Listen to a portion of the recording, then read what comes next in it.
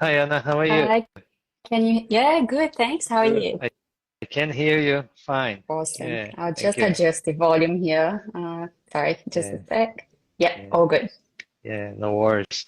How you doing? Yeah, busy Yeah, day great. today? Yes, I had a big day at work, but yeah, That's all good. good. Yeah, Yeah. Are you working as an engineer already yes, or? I am. And Oh, that's very why, nice. yes, I need to get my validation as soon as possible. But All yes, right. I've been hired as an engineer 6 months ago, and Oh, in my good. field, yeah, so it's been great. I'm Yeah, loving it. and I think that you are in Brisbane. I am in Brisbane, yes. Yeah, good, Yeah. good. Yeah. Well, we had a very sunny day here. Yeah, Yeah. the weather is nice. Yeah. Yeah, yeah. I went to Sunshine Coast. I had a team doing some bridge inspections, and it was a bit windy there. I thought it was going to rain, but Yeah. was good in the end. Yeah, Yeah. yeah, Yeah. Sunny coast is always nice. yeah. All right. Well, Anna, thank you very much in participating in the workshop last week, and be very active and engaged. And welcome to our mentoring program as well. Yeah, thank you. And yeah. And you're one of the lucky winners of the free 15 minutes of free consulting. And obviously, during the mentoring program, you have more time with me. But yes, that's your free consulting tonight. Mhm. And yeah, I'm open for the questions that you have. All right. So I've got quite a few questions, but our time is short, so I'll just stick with the ones that are more specific to my case, Hmm. if that's okay. Yeah, that's okay. Um, Yeah. yeah. So probably first basic question, I just would like a confirmation if I understood correctly, because I've been doing your live sessions and everything. So, with my background, I graduated as a control and automation engineer, as you said, in Brazil. Yep. So, I believe the pathway for me is to apply for a profession as a professional engineer through this Yes. CDR process. So, Yeah, that's yeah, correct. Yeah. cool. And in the CDR, we are requested to write 3 work experiences. Yep. And my biggest difficulty is actually picking which ones I'm going to choose to which ones are the most relevant Hmm. because I graduated in 2013 and I've Yep. worked in quite a few different things since then. All right. So, yeah, for me, I just want to make sure that I pick the best ones. Yeah. So my first question is, And your can I experience use? is most in Brazil. You don't have experience. Are I you going do. planning to use experience here in Australia? I would prefer. I'd rather use the ones in Australia. But Hmm. yeah, probably my first question then is if my current job is a valid one, um, because I am working as an engineer. I don't have the validation. I am working under supervision. So I don't want to be breaking any law. So is it okay to use this experience to write my essay? Or Well, as long as you have as long as you have supervision, yeah, yeah, that's fine. Yeah, yeah. and because I've been working for only 6 months, is this a good time? Is it enough time to prove that you have a good experience, or do you think this time is short? No, it's not short. I was actually talking to another engineer this morning, and he was asking the same question to me. He said, "Oh, Jess, do I need to have 1 year of experience?" You probably saw Luan in the group. I caught up with him this morning, and he was asking me, "Do I need to have 1 year of experience to kind of approve that I did the job?" And I said, "Not necessarily." Because if you are, imagine that you are hired as an engineer to deliver a project. And a project has a definite start and a Hmm. definite end. And let's say that that project was just for 6 months.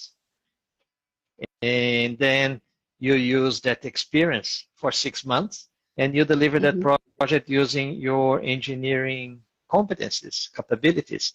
So if you are working for the last 6 months and in that period if you have had a good engineering experience that you can use in your career episode, you know, yeah, Yep. go for it. Yeah, yeah, That's great to hear. Okay, yeah. so I've got one sorted. And probably the second one is also an Australian experience. Yeah. So I've done a software development course here in Australia. It's related to my engineering course, and I worked as a software developer. So it's Okay. not directly engineering, but I was wondering if I could use this experience as a software developer to with my as my engineering experience. Sorry. Yeah. You just need to be careful because do you remember in your academic curriculum if you had any particular subject about writing Yes, softwares, developing softwares, or designing yes, softwares? yes. So in my control and automation course, we study programming. So it is totally related to my course, Yeah, and that's why I decided to yeah. do this specialization. Yeah, so it is related. I wasn't sure if it could be Yeah. used though. So So I think because obviously there is the, how can I say in English, would be the computing engineer or the information technology developer, whatever. But you remember that in engineering, especially for competency P2.3, which is about design processes, when you just need to make sure that when you describe that software design, and probably instead of using software development, I would use software design. You could use soft design and development. And you need to remember that in engineering, in whatever engineering field, it's important to describe the design process.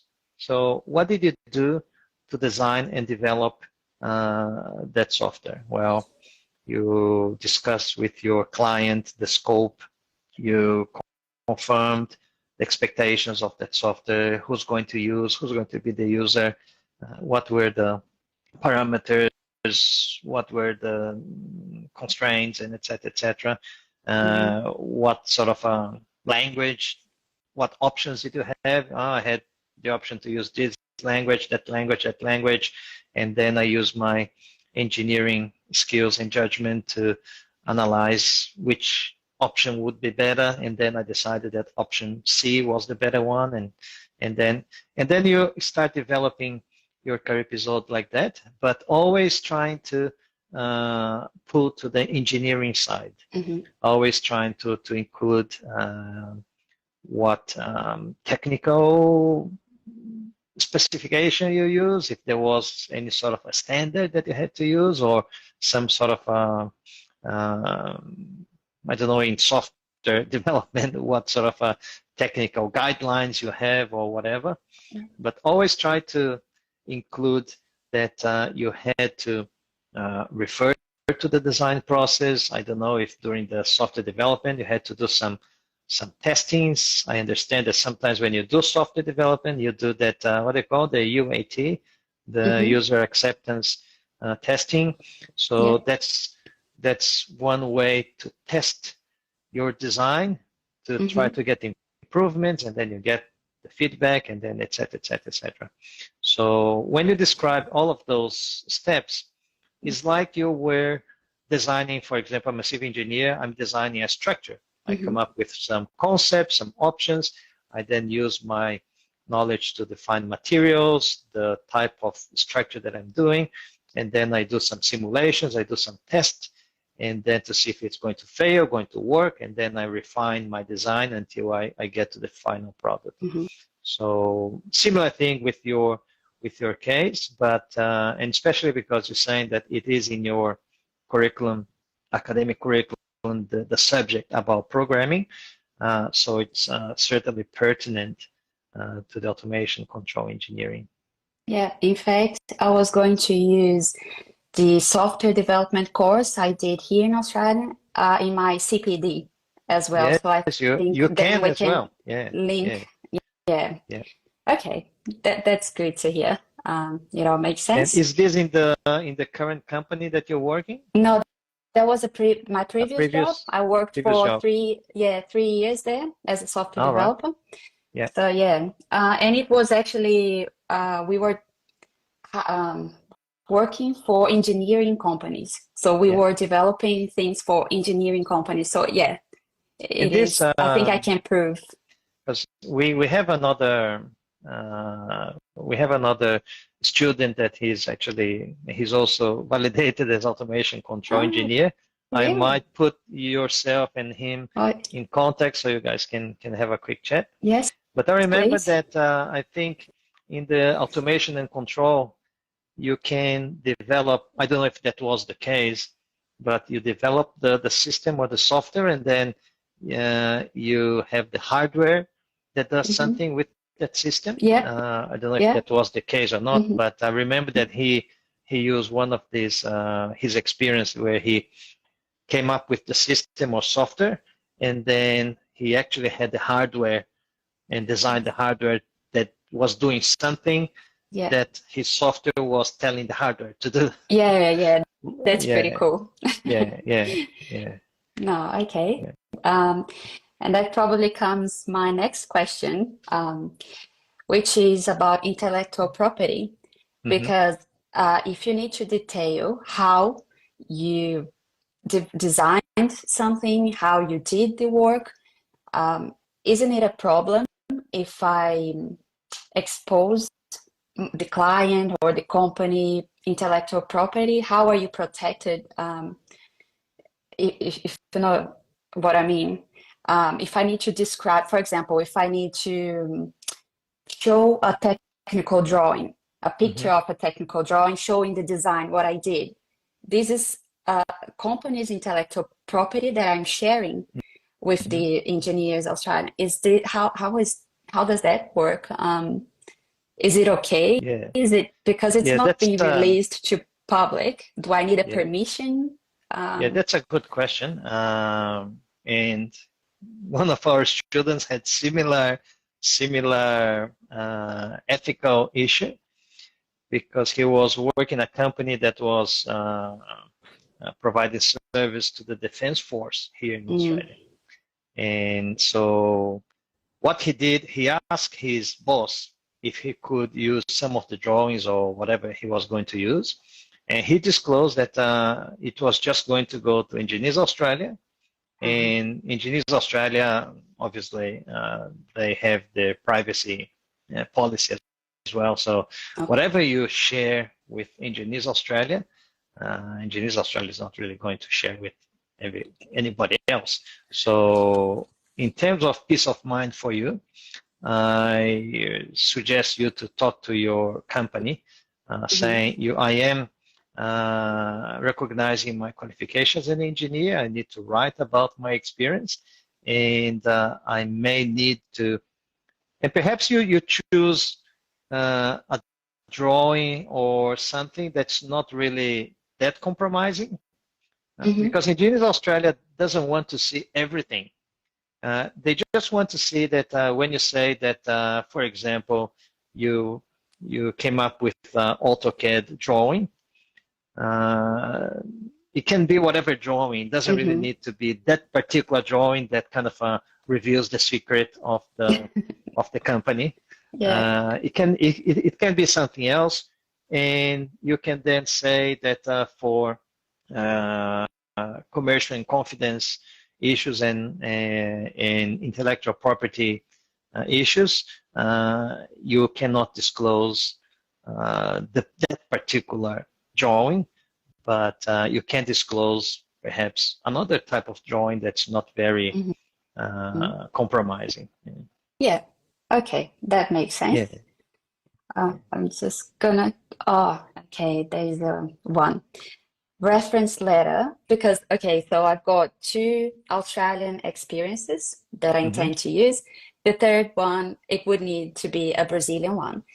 And with that one, I think it's going to be tricky to get the reference letter. So my question is, there's no other way. Could I use like a payslip, tax return, any other document proving that I worked at that company, or no, it's just a reference letter that it needs to be provided? The reference letter for the validation of your qualification is not about to prove that you worked in the company. The reference letter is actually, and you see that in one of the modules where I talk about, explain about the competencies. Here in Australia, competencies, they are the assessor will deem you competent when you can prove 3 pieces of evidence. The first one is your theoretical knowledge, which is your graduation, your bachelor degree, so that's okay. The second piece of evidence is your report, where you're going to say that you did something. And then the third piece of evidence is the confirmation of your supervisor or the former supervisor, stating that you actually did that. So the reference letter is that third piece of evidence where the supervisor is stating that, yes, Ana Flavia wrote that she did it. I am here stating that she actually did it.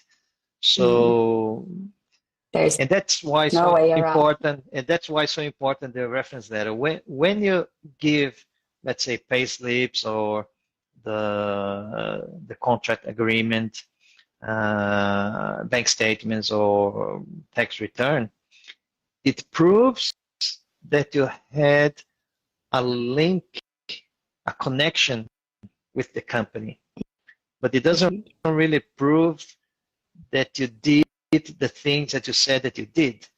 So that's why they want, if you are going to validate your work experience, the RSEA, they need the letter as a primary document and all the other documents, usually government issued documents, to really prove that you worked in that company, to prove that years of experience. But in terms of the reference letter, it's really for the supervisor to say yes, or the company saying yes, Ana Flavia, and that's why you got to have at least the 5 most important activities that you performed, because your supervisor is saying, yes, Ana Flavia, she worked here and she did those things that she said that she did. So, okay. Yeah, no way around. It is a bit tricky. It is tricky, yeah. And unless the company, I don't know, I know that sometimes, and some engineers, either the company closed down, or sometimes some engineers, they left the company, and then because they had issues with the company, they went to court with the company, so the company is not really going to give them the letter. No.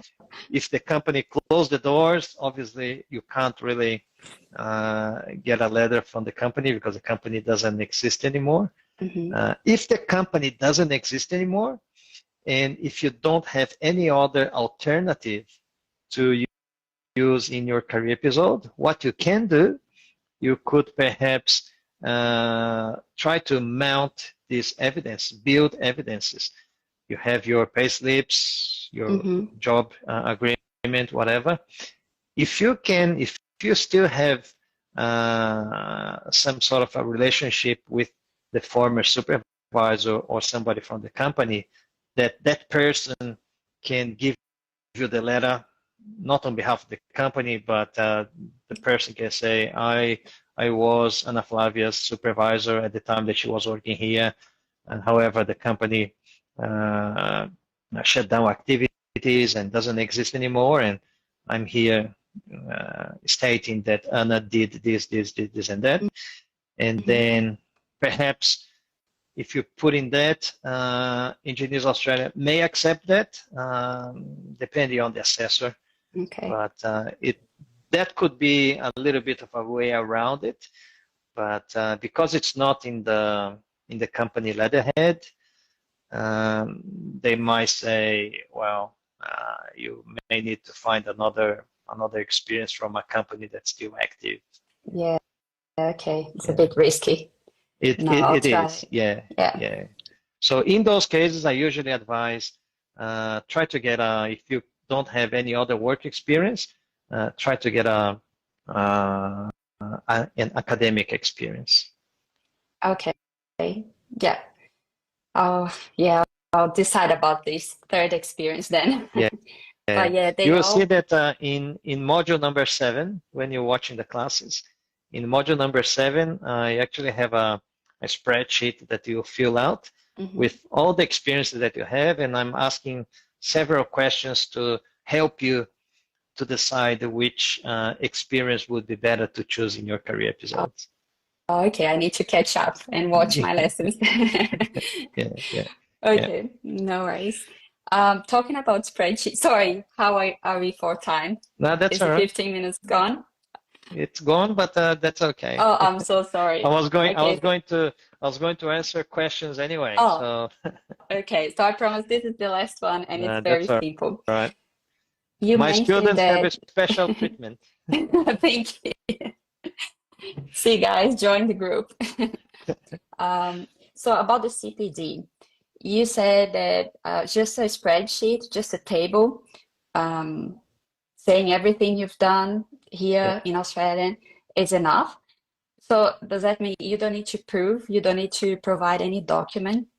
So everything you No. mentioned in this, Yeah, they they just, actually don't. They ask you not to send copies of certificates and anything else. Obviously, Engineers Australia, they're not silly. They may do audits. For example, I'm a chartered professional engineer, since 2011, and they asked me already, I think 3 times in these 12 years to actually send them evidences of my CPD. So it's kind of an internal audit that they do. But in terms of the CPD for the validation process, I've never heard about Engineers Australia actually asking copies of certificates or diary entries if you're using private study, etc., etc. But what it's important for them, and you said that you graduated when? 2013? 13. Yeah. So what they really interested, because you have 10 years graduated, they want to know that the engineer, especially those ones that graduated more than 5-6 years ago, they want to know that you kept yourself updated with the engineering profession. So what I advise to you would be to try to find at least 1 or 2, perhaps 1 from 2014, 15, 16, 17, and then from 18, 19, 20, 21, 22, maybe 1 or 2, just to show them that since you graduated, you kept yourself updated. Not just towards the end now, like 2022, 2023, you got a lot of things. Try to find some CPD events and learning opportunities that you did since you graduated to show Engineers Australia that every year you were keeping yourself updated with the engineering. Okay. Yeah. We'll do that. Because it's just 1 page, 1 A4 page, you don't really have a lot of room. You may have, if you use font like 10, 11, you may have like a 20 lines, about 20 lines there. So you may be able to do 20 entries of CPD there. Okay. Yeah, that's quite a few. Yeah. All right. So all right. Now that's all for me. All right. Now, thank you very much, Ana. Thank you. It's a pleasure to have you in our mentoring program. And I'm looking forward to working with you to make sure that your application is really, really strong and you get approved as automation engineer. That sounds good. Thank you very All much. right. Yeah, thanks, Ana. Thanks Bye, for guys. coming. See ya. Thank you. Bye. Yeah, yeah. And that was Ana Flavia, a Brazilian automation and control engineer. And she participated in the workshop last week, Engineer Journey 2023. And she was one of the lucky ones that won one of the 15 minutes of free consulting. Tomorrow, Wednesday, 8 p.m., we're going to have another live session with another free consulting. Tomorrow will be with Camila. Camila, she's an environmental engineer from Brazil. She was another lucky winner of the free 15 minutes. So I'm just wondering, I'm going to answer a few more questions that I received during the workshop, but we've got few people here. Got some people in YouTube as well. I'm going to ask your engagement.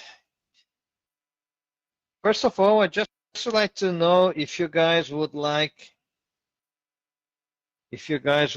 me to give away another free consulting. So if you want me to give away another free consulting, say yes in the comments. Let's see how many yeses do we have. If we have lots of yeses, I might give away another 15 minutes of free consulting, and then I can let you know how I'm going to give that away. So, what do you think? Do you want me to give away another 15 minutes of free consulting? Yes or no? While you think, I just would like to share with you guys that my online mentoring program is still open. As you heard from Ana, she's the new student of this new group, and the enrollments they close this coming Sunday, 11:59 p.m. And you can still take advantage of the $600 discount that I'm giving. And also you can take advantage of the 9 bonuses that I'm giving to those ones entering in my mentoring program. So how you can HTTPS, how you can have a look. I'm going to put the link here in the comments, validation mentoring, and you can check it out.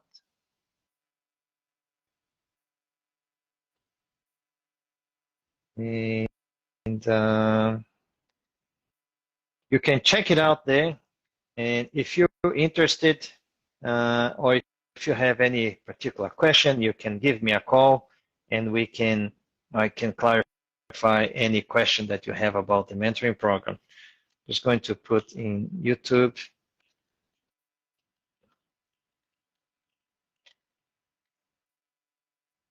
All right. So, and if you think that if you like the consulting with Ana, if you think that the information was useful for you, don't forget to hit the like button. It doesn't cost you anything, and it keeps motivating me to keep going with these live sessions and sharing information with you guys.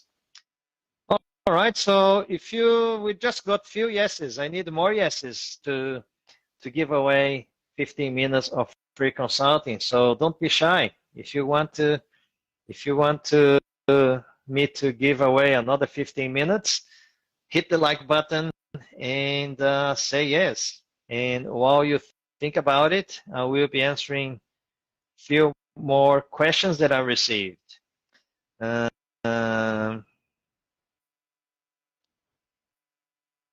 One question that I received as well.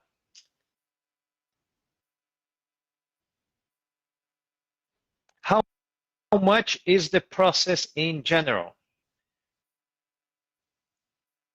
Yeah, that's a very common question.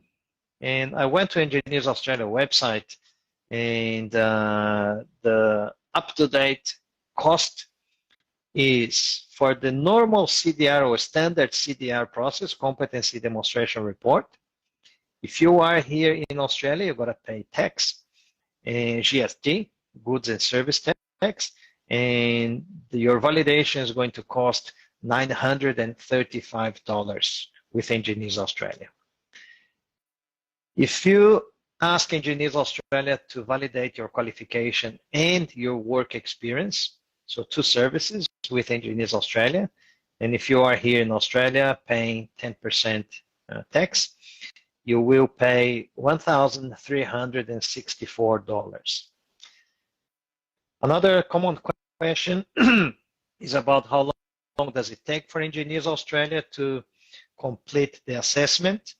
And if you're going to do a standard assessment, Engineers Australia may take anything between 8 weeks, depending on the complexity. It could even go to like 15, 16 weeks. If you are really in a rush, you can ask Engineers Australia to do fast track. You have to pay an extra cost. And today is $357.50 if you are here in Australia. And when you pay fast track, it means that the Engineers Australia will straight away, after a few days, they will allocate an assessor, and you're probably going to get your final result in about 4 weeks or 30 days. Okay. The other question that I received, how much are the salaries for a civil engineer? So people obviously interested to know how much they can earn, and if they then decide to come here or not. Obviously, it depends on the level of experience. If you are going to get a job as a graduate engineer or even an assistant engineer, you may get about $80,000 to $90,000 per year, and usually plus kind of a 9% superannuation, which is in Brazil is FGTS. So an entry level will probably be between $75,000, $80,000, $85,000 per year, entry level. And then as a junior engineer, you're probably going to start getting, especially if you work overtime and those sort of things, yeah, anything between 100,000 and 120, 130,000. As a senior engineer, then obviously more than that. So yeah, is it good? Well, depends. Depends how much you're going to spend. You can earn $500,000, but if you spend $490,000 per year, well, then obviously it's not good. You're not really going to get a lot of savings. But obviously you spent a lot, you're probably living a very good life. But it's all about how much you spend according to how much you earn. But in general, engineers, obviously, especially for those ones that, like me, came as international student and then become an engineer, you will get a little bit more money. But there are those people that they said that they were working physical work or labor work, and they make really good money as well. And when they got a job as an engineer, they ended up getting like a pay rise of 20%. They believe it's not that much, but at least they're not really using physical, they're not doing physical work, they're not doing labor work, they're doing engineering work. All right, so I think, how many yeses? 1, 2, 3, yeah, got a few yeses. So we'll decide tomorrow in the live session, because today wasn't really a lot of yeses. So tomorrow in the live session, I'll ask again. And if I have more yeses and more likes in the live session, I will give away another free consulting. So keep an eye on that. The other question that I received, so many questions here.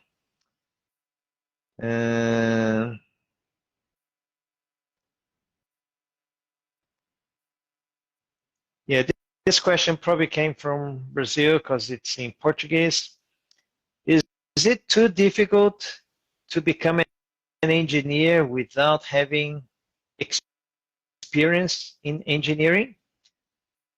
And the answer is no, it's not that difficult. Why is that? Because Engineers Australia does not require work experience. So you don't need to have worked as an engineer to be validated as an engineer.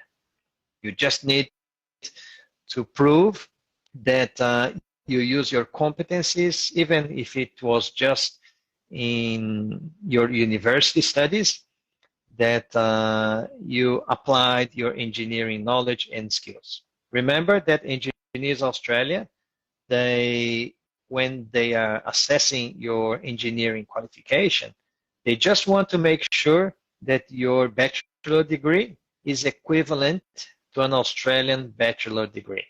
So that's why they don't require work experience. However, if you do have work experience, and if you applied your engineering skills, competencies in your work, you can use that work experience to demonstrate your competencies. And sometimes it can be easier if your work experience is really, really challenging and very, very interesting.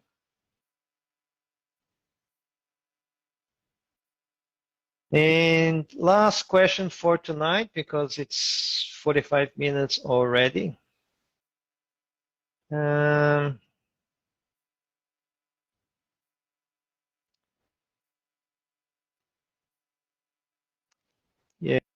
Yeah, just trying to get a question that people. Yeah, this question is very simple, but a lot of people, they have doubts. Can I do my validation process from my home country? Do I need to be in Australia? No, you don't. You don't need to be here in Australia. You can do the whole validation process in your home country. So if you are in Pakistan, you can do your whole validation process from Pakistan. And even you can apply for your visa from Pakistan, and then when you are granted your visa, then you can come to Australia. But a lot of people, obviously, they decide to come to Australia as an international student and then do all the validation process while they are here in Australia. And that's totally fine as well. But if you are in your home country, if you are working as an engineer, you are making money as an engineer, but if you have plans to come to Australia, perhaps it is a good idea to do your validation process while you are in your home country, work as an engineer. Obviously, that will require more effort from you. Maybe not, because here you would be working as well, not as an engineer, maybe, but you will still be working, studying, and doing your validation process. If you are in your home country, you would be working, you would be also preparing your validation process and perhaps studying English as well. So it's up to you. If you want a little bit more adventure, yes, maybe you come to Australia as an international student and you do your validation while you are here. But if you want a little bit more security and a little bit more stability, you can stay in your home country and then prepare your validation process there. All right, guys. So I would like to thank you guys very much for your participation tonight, and thanking Ana for her time in the free consulting as well. And just remind you guys that if you are interested to understand and learn more about my online mentoring program, you can click on the link that I left in the comments, or you can go to my bio, and the link is in my bio as well. And if you have any question, you can send me a direct message or here in Instagram, or you can put in the comments in YouTube and I'll have a look. And tomorrow evening, 8 p.m., another free consulting, this time with Camila, environmental engineer, and I'm going to be answering more questions. And then also I'm going to have another free consulting on Friday, 10 a.m. Brisbane time. So it's going to be a slightly different time. And this time is going to be with Caio.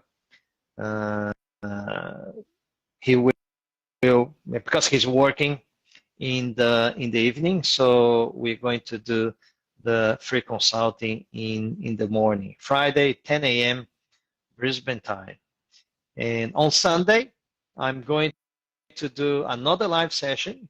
And if tomorrow you guys engage better today than today with the yeses and the likes, I will then give away another free consulting to do on Sunday.